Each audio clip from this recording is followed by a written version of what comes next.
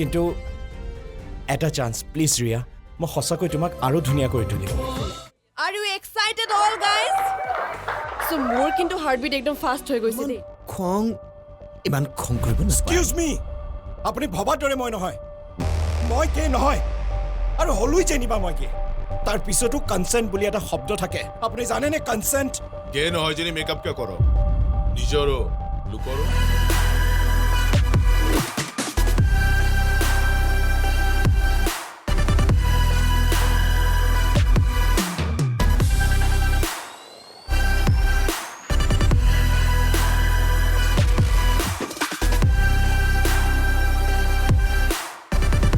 মোৰ বিষয়ে মোৰ চৰিত্ৰৰ বিষয়ে মিছা কাহিনী সাজি গাই ফুৰিবলৈ তাইক কোনে অধিকাৰ দিলে